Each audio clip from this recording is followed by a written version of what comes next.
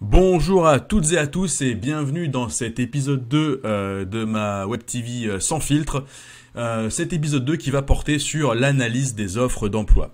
Alors oui, en effet, maintenant qu'on sait et qu'on a rédigé son CV, j'aimerais bien qu'on s'attarde sur la manière dont on peut analyser des offres d'emploi. Alors sans plus attendre, passons au slide suivant. Alors tout d'abord, les offres d'emploi, bien sûr, elles se trouvent sur de multiples sources. Il n'y a pas une seule source, vous pouvez les avoir sur différents sites internet, que ce soit LinkedIn, Cadre Emploi, les sites de recrutement spécialisé, les sites des entreprises, etc., etc. Et donc du coup, comme les sources sont extrêmement diverses et variées, il est important qu'à chaque fois que vous consultiez une offre sur un site, vous les sauvegardiez et vous les regroupez dans un même dossier sur votre ordinateur. Donc vous allez les télécharger, vous allez les mettre dans un même dossier et vous allez les nommer. C'est-à-dire que vous allez, j'aurais même pu le marquer sur le slide, mais vous allez faire une espèce de nomenclature où vous allez dire, ok, cette offre dans tel dossier, je l'enregistre, elle va s'appeler source, donc on va dire qu'elle va s'appeler, je sais pas moi, site trucmuche, tiret, titre de l'offre, on va dire assistant RH, tiret boîte, on va dire que c'est pour la boîte, je sais pas moi, boîte numéro 1, et tiret la date à laquelle vous l'avez téléchargé. Donc on va dire, je sais pas moi, 3 janvier 2021. Voilà. Donc comme ça, toutes les offres, elles seront rangées dans le même dossier, de la même manière, et en un clin d'œil dans votre dossier, non seulement vous les aurez toutes, mais vous saurez d'où elles viennent, le titre, la boîte et la date à laquelle vous l'avez téléchargées. Ça, c'est vraiment super important parce que ça va nous faire gagner un temps fou pour la suite. Voilà. Donc une fois que vous avez fait ça, parce que je sais pas, peut-être que vous allez vous dire que vous allez télécharger, vous allez prospecter pendant une demi-journée ou une journée, donc vous allez avoir peut-être 10 offres, donc ça peut aller très très très très vite, et que vous les avez rangées. Ensuite, il va falloir que vous les décortiquiez. Et il y a aussi, je rembobine un petit peu, il y a quelque chose qui va être super intéressant, c'est que peut-être quand vous allez télécharger vos offres d'emploi, vous allez aussi vous rendre compte qu'il y a des offres qui vont se recouper. Donc peut-être que sur un site d'un recruteur, l'offre sera anonyme, et puis ensuite quand vous allez aller sur un site d'une boîte, parce que si vous avez ciblé une entreprise en particulier, vous allez vous rendre compte qu'en fait que c'est la même offre qui est sur le site du recruteur, sauf qu'elle n'est pas anonymisée parce que elle est aussi disponible sur le site officiel de la boîte, donc forcément vous savez de quelle boîte il en retourne. Donc mon point en fait c'est que non seulement quand vous allez prendre ce temps de sauvegarder, de regrouper et de standardiser un petit peu là avec une nomenclature de noms, vous allez vous rendre compte aussi qu'il y a des recoupements qui vont se faire. Voilà. Donc une fois que vous avez fait ce joli travail d'organisation et d'homogénéisation des offres, il va falloir que vous créez un doc Word dans le même fichier où vous allez sauvegarder toutes les offres et vous allez faire un tableau. Donc un doc Word ou un doc PowerPoint, un doc LibreOffice, je m'en fiche, mais un doc quoi. Et dedans vous allez mettre le nom de l'offre, donc que vous allez avoir défini précédemment, et les questions qui vous passent par la tête, ainsi que les premiers éléments de réponse. Donc les questions qui vont vous passer par la tête, c'est que quand vous allez lire l'offre, il va y avoir plein de thèmes en fait, quoi, qui vont popper dans votre tête, et c'est ce qu'on va voir dans le slide suivant. Donc, qu'est-ce qu'il peut y avoir comme question?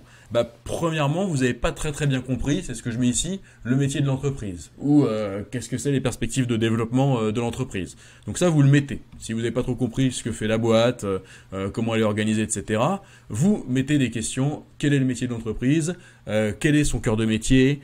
Quelle est l'organisation de ce marché? Comment elle fait pour se développer à l'international, etc., etc. Donc, mais ce premier thème, le point commun, c'est que c'est pas sur l'offre, c'est vraiment sur l'entreprise en elle-même, son métier, son développement, son organisation. Voilà, le premier thème de question qui, je pense, peut venir quand vous allez lire toutes ces offres-là. Ensuite, le deuxième thème, lui, tout de suite, concerne le poste. Donc, vous allez lire le contenu du poste et vous allez avoir des questions parce que vous comprenez pas très bien qu'est-ce que ça veut dire d'être responsable fonctionnel, transverse du projet affilié à la direction générale. Voilà. Pourquoi je prends un exemple aussi complexe que ça? C'est parce que beaucoup de gens dans les entreprises vont rédiger leurs offres avec leur vocabulaire à eux, leur jargon à eux. Et donc forcément, ils ont pas la même réalité des choses derrière ces mots-là que vous avez, parce que vous avez votre vocabulaire et votre réalité. Donc peut-être que vous, quand vous avez été, on va dire, chef de projet, ça regroupait un certain type de tâches. Eux, chefs de projet, ça regroupe peut-être un différent type de tâches. Donc c'est tout ça en fait qu'il va falloir mentionner dans le contenu du poste. C'est-à-dire les différences qu'il peut y avoir entre comment vous comprenez l'offre et comment la personne en face, d'ailleurs que vous connaissez pas, parce que pour l'instant vous avez téléchargé l'offre sur un site, mais comment la personne l'a rédigée et qu'est-ce qu'elle a voulu vous lui dire. Donc à chaque fois que vous avez un doute sur un élément, que ce soit du périmètre, de responsabilité, etc., vous le notez. Vous le notez et ça sera super important pour la suite. Donc ça va pouvoir être aussi, par exemple, y a-t-il du management? Parce qu'ils vont dire, oui, management de petites équipes. Bah oui, mais ça veut dire quoi, petites équipes? Peut-être que dans certaines boîtes, petites équipes, c'est 10 personnes, et dans d'autres boîtes, petites équipes, c'est 2 personnes. Donc de 2 à 10, bah, c'est pas le même contenu du poste, etc., etc. Et enfin, la position dans l'organigramme. Parfois, il est trop peu mentionné le supérieur hiérarchique que vous allez avoir. Donc ça aussi, ça doit être clairement identifié, parce que le supérieur hiérarchique, bah, quelque part, c'est quand même un petit peu la personne qui va faire la pluie et le beau temps dans votre quotidien. Donc si c'est clairement mentionné dans l'offre, bah, vous pouvez aussi aller tout de suite voir sur LinkedIn qui il est ou qui elle est, pardon, et voilà, quel est son profil. Donc ça peut être vraiment top. Mais par contre, si la personne n'est pas mentionnée, ou si le titre de la personne n'est pas mentionné, ça c'est super important de le relever et de poser la question, parce que ça conditionne énormément la teneur de votre poste et votre évolution au quotidien. Voilà. Et enfin, j'en ai un petit peu parlé dans le troisième bullet point, c'est plutôt sur le vocabulaire et les acronymes. Ça, c'est sûr qu'il faut absolument clarifier tous les acronymes. Il y a un jargon interne à chaque boîte, je vous apprends rien. Beaucoup de mots qui sont techniques ou qui sont résumés ou abrégés et abréviés, pardon, et qui ne veulent rien dire quand on ne connaît pas le contexte dans lequel ils sont utilisés. Donc ça, il faut aussi vraiment bien noter ces questions pour avoir des réponses ultérieurement. Donc au-delà de ces 3 thèmes, ce qui est super intéressant de se dire en conclusion de ce slide, c'est qu'il n'y a jamais de questions bêtes. Et c'est encore plus vrai à ce stade où vous n'êtes pas encore dans la boîte pour laquelle vous postulez, mais vous êtes dans une position de extérieur et de curieux extérieur. Donc il n'y a vraiment aucune question bête. Le plus vous avez de questions, le mieux c'est. Ça montrera à la boîte ou au recruteur déjà que vous êtes droit, que vous êtes carré, parce que vous vous posez les questions d'une manière structurée, parce que vous avez fait une liste dans un document, dans un tableau. Premièrement, c'est ça. Et deuxièmement, ça montrera que vous êtes extrêmement motivé et curieux, parce que vous avez envie d'apprendre, vous avez envie de connaître ce qu'il en est. Qu'est-ce que ça veut dire ce poste? Qu'est-ce qu'il représente pour l'organisation? Qu'est-ce qu'il représente pour la boîte? Qu'est-ce qu'il représente pour le chef qui va vous encadrer? Etc., etc. Donc à ce stade, il ne faut pas se limiter. Il faut vraiment inonder votre document de questions, et le seul problème que vous allez rencontrer, c'est que ça demande du temps et de l'énergie, parce que ce travail de poser des questions, il faut bien sûr le faire pour chaque offre que vous aurez téléchargée précédemment. Donc si vous avez 10 offres et que pour chaque offre vous avez 8 questions, ça vous fait 80 questions. Donc de but en blanc, de prime abord, ça peut paraître vraiment gros, mais en fait quand vous y réfléchissez un petit peu plus dans le détail, il y a beaucoup de questions qui vont se recouper. Donc finalement, vous pouvez poser, il y a un socle commun de questions qui vont se retrouver d'une offre à une autre, ou peut-être il n'y aura pas tant de questions différentes que ça. Donc voilà, donc il faut être suffisamment honnête avec soi-même pour se dire, ok, ces questions-là, je peux les transposer d'une offre à une autre, mais après, il ne faut pas non plus s'épargner l'effort de bien rentrer dans le détail des offres, parce qu'il y a des questions qui vont être très spécifiques en fonction du poste auquel on va postuler. Par exemple, si je reprends l'exemple d'assistant RH, si vous postulez pour un job d'assistant RH pour un service, c'est pas du tout la même chose que postuler pour assistant RH sur un projet. Parce que dans un service, la vie, c'est plutôt peut-être un temps plus long. Les gens ne vont pas et ne viennent pas rapidement. Alors que dans un projet, peut-être qu'il y a des gens que vous avez besoin d'eux pendant 3 mois, 6 mois, mais pas sur des durées très longues. Donc forcément, le contenu du job et les questions que vous allez poser vont être différentes.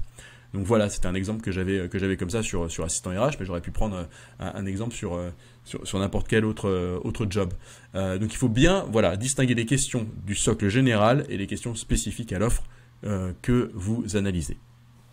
Donc une fois que vous avez fait ce travail-là, qui est encore une fois un travail costaud, ensuite, vous avez bien mérité, vous faites une pause. Et la durée de la pause, c'est vraiment en fonction de vous.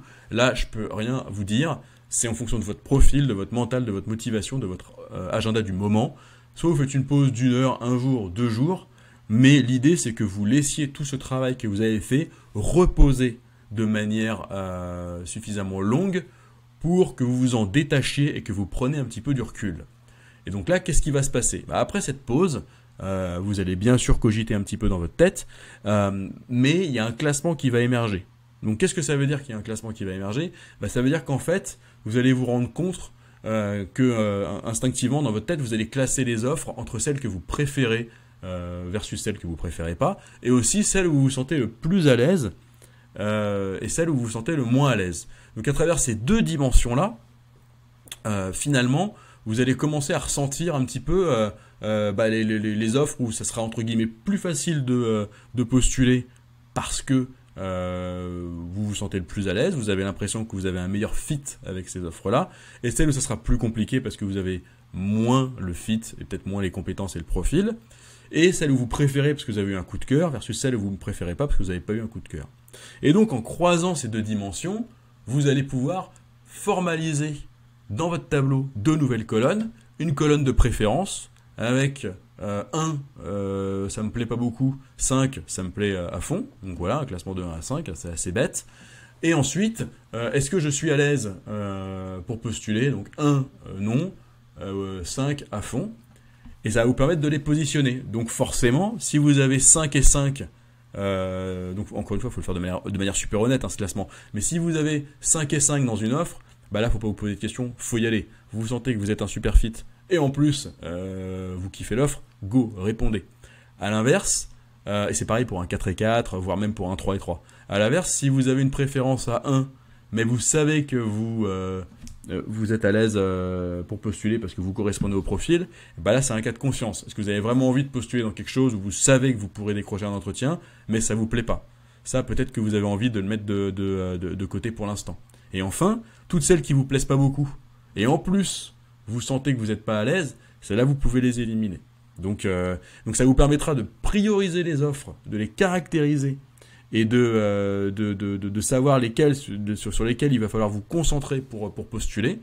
Et ça va vous permettre d'éliminer celles sur lesquelles vraiment vous ne vous voyez pas du tout postuler. Et ce qui est intéressant, c'est que ça vous permettra de vous dire, ah bah oui, mais il y a une semaine, pourtant, quand j'ai décidé de postuler, ça me semblait très très bien cette offre-là. Donc pourquoi, après avoir posé mes questions, après avoir fait ce travail de prise de recul, etc., je suis arrivé finalement à la conclusion de ne pas postuler? Là, c'est quelque chose que vous pouvez faire et vous pouvez vous rendre compte si finalement, quand vous avez fait ce choix initial de télécharger cette offre, est-ce que c'était pas parce que juste le titre vous intéressait, est-ce que c'était pas juste la boîte, mais voir quel élément en fait vous a intéressé et vous a finalement dans un premier temps incité à postuler, et puis quand vous avez fait un travail un peu plus fin, vous avez renoncé. Voilà, il faudra arriver à trouver cet élément-là, parce que ça c'est super intéressant de comprendre pourquoi votre esprit a changé sur une durée de, on va dire, une semaine. Donc voilà, donc une fois que vous avez fait ça, ça va vraiment vous permettre de prioriser les offres. Et quand vous avez priorisé les offres, généralement, je pense qu'il est de bon ton, et il est un petit peu évident de se dire qu'il faut au moins postuler à 2-3 offres en même temps. Comme ça vous laisse une marge de manœuvre, et surtout, vous mettez pas dans la configuration de postuler sur une offre qui vous plaît à fond et dans laquelle vous vous sentez super à l'aise, parce que ça, c'est pas très bon pour le mental. Ça veut dire que vous allez postuler et que vous allez attendre tous les jours, toutes les demi-heures, une réponse par mail, par texto, par courrier, et que vous allez ne faire qu'y penser.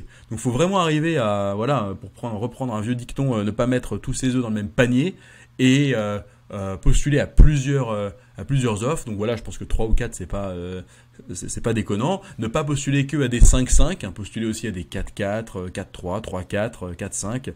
Tout ça, faut être large, faut aussi être, mettre un peu d'eau dans son vin et voir un peu plus large. Mais voilà, ratisser un petit peu plus large pour ne pas concentrer tous ses efforts sur une seule offre, parce que si jamais vous n'avez pas de réponse et que c'est négatif, vous serez très très déçu. Voilà, écoutez, c'est tout pour moi pour cette vidéo aujourd'hui sur l'analyse des offres d'emploi. J'espère que ça vous a servi. J'attends vos commentaires dans la vidéo, et je vous souhaite en tout cas de bien vous porter, de prendre bien soin de vous, et je vous dis à très bientôt pour une autre vidéo sur ma chaîne Sans Filtre. Prenez soin de vous. Ciao, ciao.